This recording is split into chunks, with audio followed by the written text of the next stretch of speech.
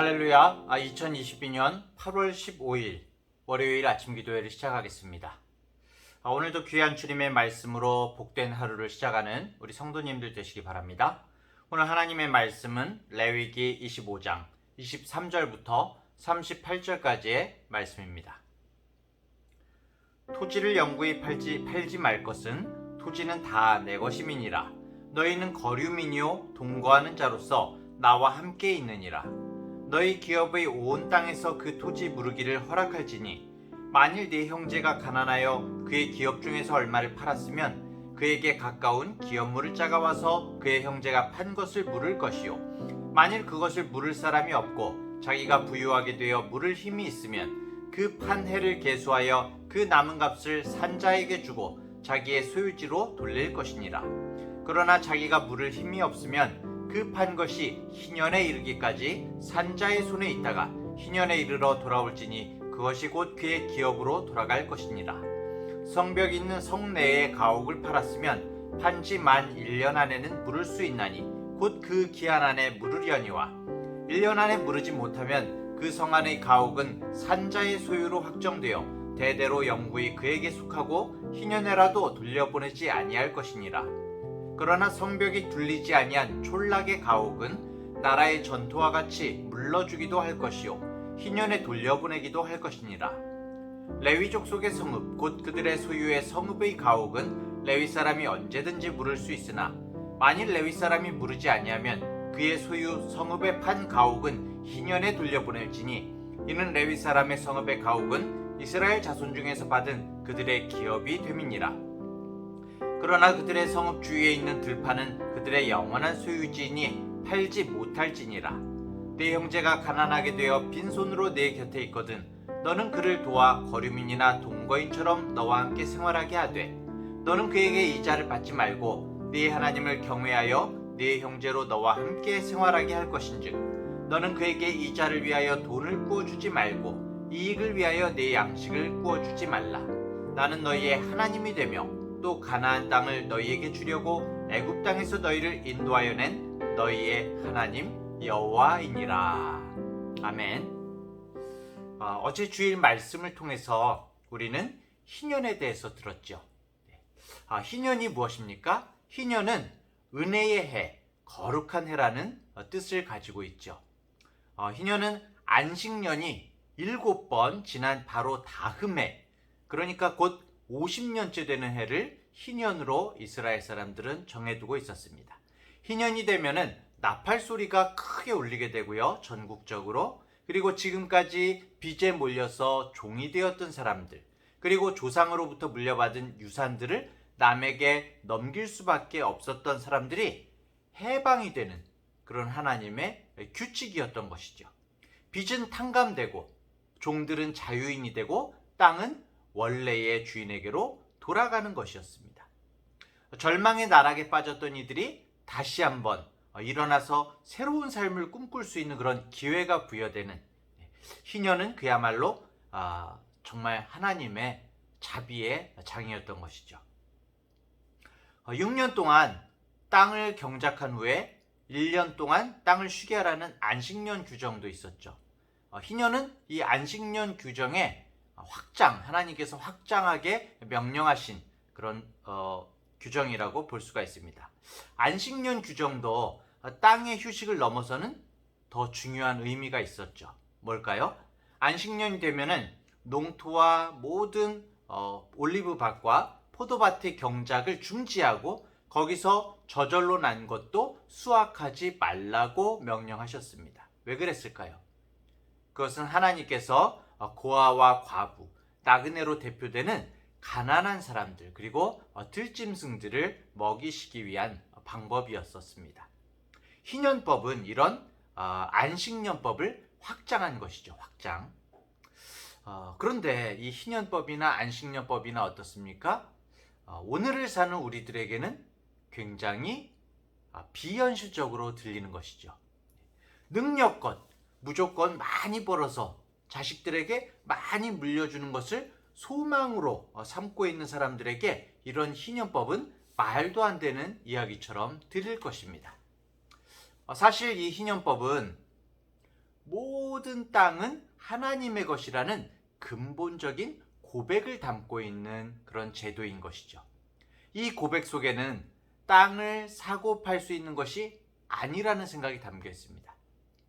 땅은 우리가 만든 것이 아니지 않습니까? 그렇기 때문에 하나님께서 만드셨기 때문에 우리는 다만 그 위에서 잠시 동안 살다가 떠나는 거류민일 뿐이라는 것이죠. 고대 이스라엘 사람들은 가나안 땅에 들어가서 정말 정착할 땅과 경작할 땅을 얻게 되었을 때 그것을 정말 마음 깊이 하나님의 선물이라고 생각을 했습니다. 땅은 그야말로 하나님의 은총의 매개였던 것이죠. 이런 하나님의 땅을, 하나님의 이 선물을 땅을 사고 판다는 자체가 굉장히 불경한 일이라고 생각을 했던 것이죠. 그들은 땅을 하나님이 주신 유업이라고 그렇게 고백을 했습니다. 시편 16편 6절에 보면은 내게 줄로 재어준 구역은 아름다운 곳에 있으며 나의 기업이 실로 아름답도다 라고 그렇게 노래하고 있는데요. 기름진 땅이든지 척박한 땅이든지 비탈진 땅이든지 돌짝밭이든지 어쨌든 주님께서 주신 곳이기 때문에 아름답다는 것이죠. 하나님께서 우리에게 다 재어서 맡겨주셨다는 것입니다.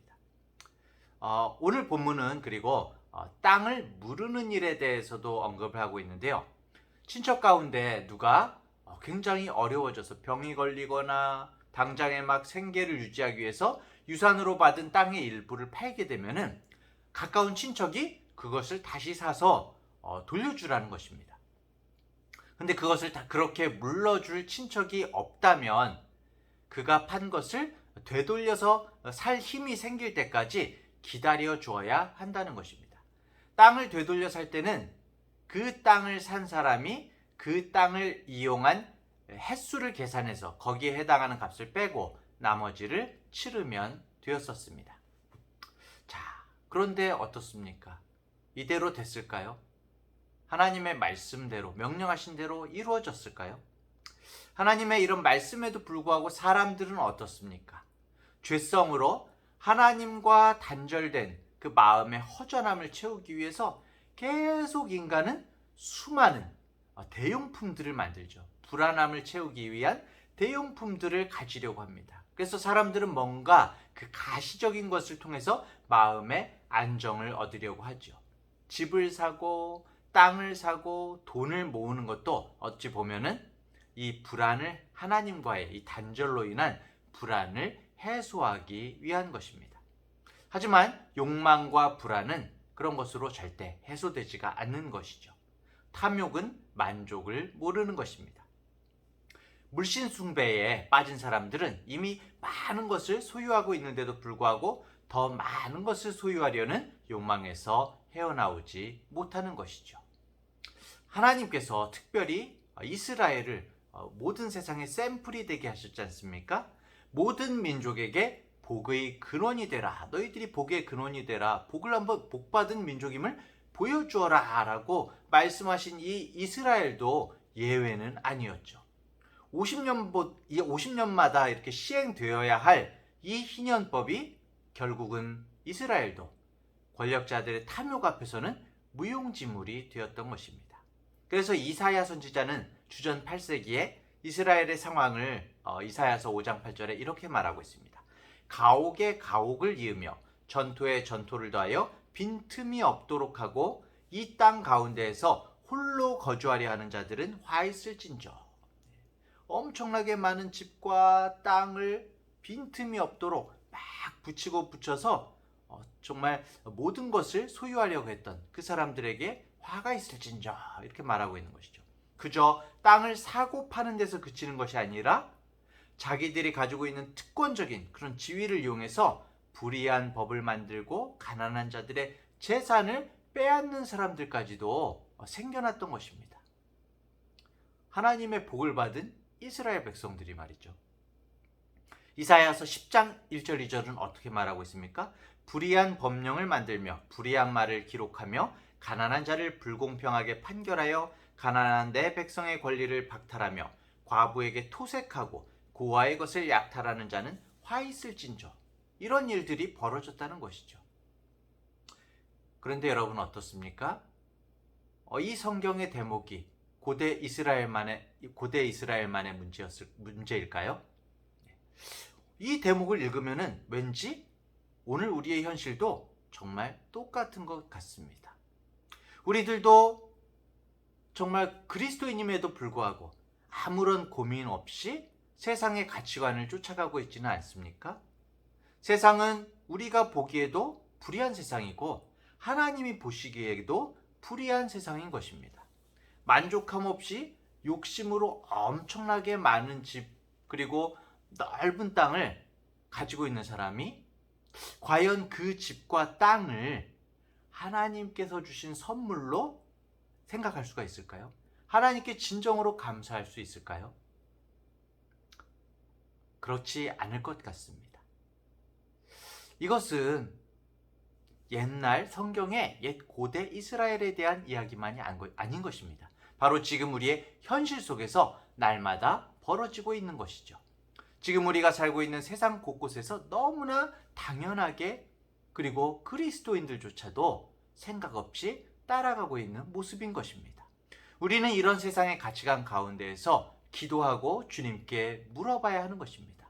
하나님의 백성으로서 부름받은 우리가 정말 하나님께서 기뻐하실 일이 무엇인지, 하나님께서 좋다고 하실 세상이 무엇인지를 기도로서 주님께 물어야 하는 것이죠. 땅을 하나님의 선물로 이해하는 우리 그리스도인들이 명심해야 할 것이 있습니다. 땅과 거기서 얻는 모든 것들이 나 자신의 혼자 잘 먹고 잘 살기 위한 것이 아니라는 것이죠. 땅에서 나오는 소산의 일부는 아까 전에 안식년법에서도 봤지만 가난한 이들의 목심을 잊어서는 안 됩니다. 그래서 어려운 사람들을 항상 생각하고 도와야 되는 것이죠. 우리가 이런 주님의 말씀을 실천할 때, 적용하고 실천할 때에 그런 마음으로 살아갈 때에 정말 세상은 올바른 하나님의 자리로 되돌아가게 되는 것입니다. 사랑하는 대학교의 성도 여러분, 그리고 SCM 우리 학생 여러분, 우리들이 먼저, 그리고 한국교회와 교인들이 새롭게 먼저 세워져야 합니다. 여러분들은 주님의 복을 정말 사모하십니까? 아니면 물질주의 세상이 우리에게 약속하는 복을 사모하십니까? 주님이 복이 있다 하신 사람이 누구죠? 마음이 가난한 사람, 슬퍼하는 사람, 온유한 사람, 의에 줄이고 목마른 사람, 자비한 사람, 마음이 깨끗한 사람, 평화를 이루는 사람, 의를 위하여 핍박을 받은 사람입니다. 진정한 행복은, 하나님의 행복은 소유의 많음에 있지 않습니다. 하나님의 언약의 바탕을 둔 정말 샬롬의 세상을 이루기 위해서 우리가 할 수 있는 일이 무엇인지를 함께 생각해 보아야 할 것입니다. 주님의 은총이 정말 평화의 새 세상을 꿈꾸는 우리 가운데 함께 하시기를 축원합니다. 예수님께서 이 글이 오늘 너희 귀에 응하였느니라 이렇게 말씀하셨죠. 우리에게 희년을 선포하셨습니다. 내가 너희들에게 주노라, 하나님의 땅을 너희에게 주노라 말씀하신 하나님께서 예비하신 복과 기업의 은혜를 다 잃어버리고 죄의 노예로, 욕망의 노예로, 돈의 노예로, 가난과 질병의 노예로, 권력과 명예의 노예로 신음하면서 살아가는 우리들에게 예수님께서 선포하십니다. 두려워하지 말고 주님이 이끄시는 쉼과 안식의 자리로 나아가라 이렇게 선포하고 계십니다. 예수 그리스도를 바라보며 정말 안식년, 희년의 자리로 나아가야 하겠습니다. 주님이 이끄시는 그곳에 주님의 예비하심이 있습니다. 주님의 공급하심, 주님의 능력이 날마다 함께 하시는 우리 성도님들 되시기를 간절히 축원합니다. 기도하겠습니다. 하나님 아버지, 안식년과 희년의 이 말씀을 통해서 쉼없이 살아가는 우리 인생에 안식을 주시는 분이, 우리에게 공급하시고 예비하시는 분이 바로 하나님이심을 알려주셔서 감사합니다. 희년을 선포하시는 예수 그리스도의 안식과 쉼이 우리 인생 가운데 풍성하게 하여 주시옵소서.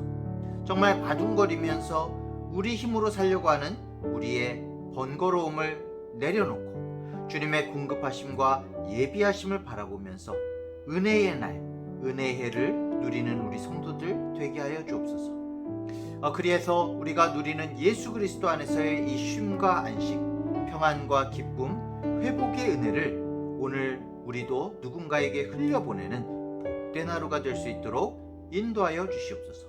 감사드리며 예수님의 이름으로 기도합니다. 아멘.